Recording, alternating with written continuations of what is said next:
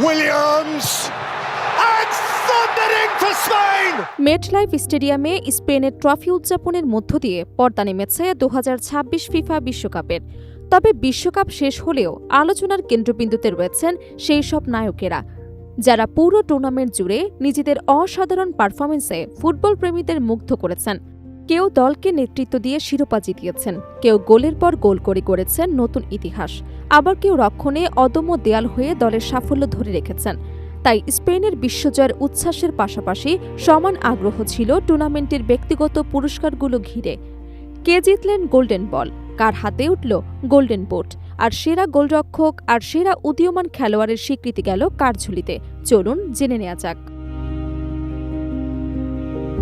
2026 FIFA বিশ্বকাপ শেষ হবার পর আনুষ্ঠানিকভাবে ঘোষণা করা হয়েছে টুর্নামেন্টের সব ব্যক্তিগত এবং বিশেষ পুরস্কারের বিজয়ীদের নাম। পুরো আসর জুড়ে অসাধারণ পারফরমেন্স, ধারাবাহিকতা এবং দলের সাফল্যে গুরুত্বপূর্ণ অবদানের স্বীকৃতি হিসেবে এসব পুরস্কার তুলে দেওয়া হয়েছে। এবারের বিশ্বকাপে ব্যক্তিগত পুরস্কারের তালিকায় সবচেয়ে বেশি আধিপত্য ছিল নতুন বিশ্ব চ্যাম্পিয়ন স্পেনের। তবে গোল করার দৌড়ে আবারও নিজেদের শ্রেষ্ঠত্বের প্রমাণ দিয়েছে ফ্রান্সের তারকা কিলিয়ান এমবাপ্পে, আর তার ব্যক্তিগত নৈপুণ্যে আলো ছড়িয়েছেন আর্জেন্টিনার অধিনায়ক লিওনেল মেসিও। আসরের সবচেয়ে মর্যাদাপূর্ণ ব্যক্তিগত স্বীকৃতি গোল্ডেন বল জিতিয়েছেন স্পেনের অধিনায়ক এবং মিডফিল্ডার রদ্রি।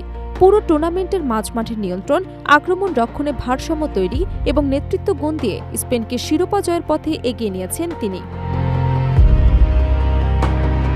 গুরুত্বপূর্ণ ম্যাচগুলোতে তার স্থবিরতা এবং কৌশলগত ভূমিকা স্পেনের সাফল্যের অন্যতম ভিত্তি ছিল।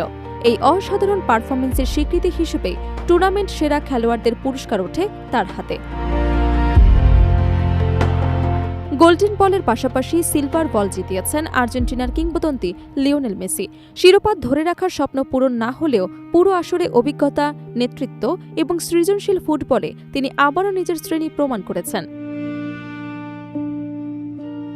অন্যদিকে ব্রোঞ্জ বল জিতেছেন ফ্রান্সের কিলিয়ান এমবাপ্পে, যিনি বিশ্বজুড়ে টুর্নামেন্টের ধারাবাহিকভাবে প্রতিপক্ষের রক্ষণভাগে আতঙ্ক ছড়িয়েছেন। গোল করার লড়াইয়ে অবশ্য সবার উপরে ছিলেন এমবাপ্পেই। 8 ম্যাচে 10 গোল করে তিনি জিতে নিয়েছেন গোল্ডেন বুট। এর মাধ্যমে বিশ্বকাপ ইতিহাসে টানা 2 আসরের সর্বোচ্চ গোলদাতা হবার বিরল কীর্তি করেছেন এই ফরাসি ফরোয়ার্ড। তার ধারাবাহিক গোল করার ক্ষমতা আবারও প্রমাণ করেছেন কেন তিনি বর্তমান সময়ের অন্যতম সেরা আক্রমণভাগের খেলোয়াড়। আর ব্রোঞ্জ বুট জিতেছেন ইংল্যান্ডের জুড বেলিংহ্যাম।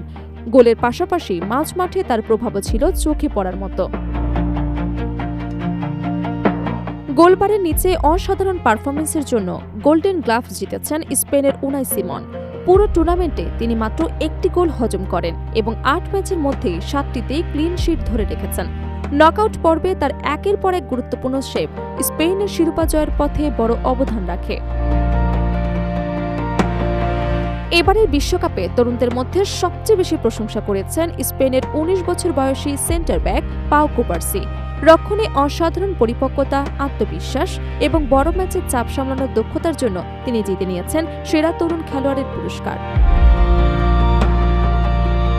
অল্প বয়সেই তার এমন পারফরমেন্স ফুটবল বিশ্বে নতুন এক তারকার আগমনের বার্তা দিয়েছে। অন্যদিকে মাঠে শৃঙ্খলাবদ্ধ এবং পরিচ্ছন্ন ফুটবল খেলার স্বীকৃতি হিসেবে ফেয়ার প্লে ট্রফি জিতেছে নেদারল্যান্ডস।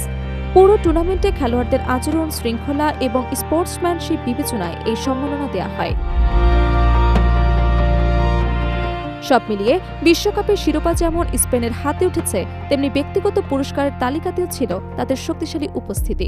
একই সঙ্গে এমবাপ্পে আবারও প্রমাণ করেছেন গোল করার ক্ষেত্রে তার ধারাবাহিকতা, আর মেসি দেখিয়েছেন বয়স কেবল একটি সংখ্যা মাত্র। সব মিলিয়ে দলীয় সাফল্য এবং ব্যক্তিগত নৈপুণ্য সমন্বয়ে স্মরণীয় হয়ে থাকবে 2026 ফিফা বিশ্বকাপ।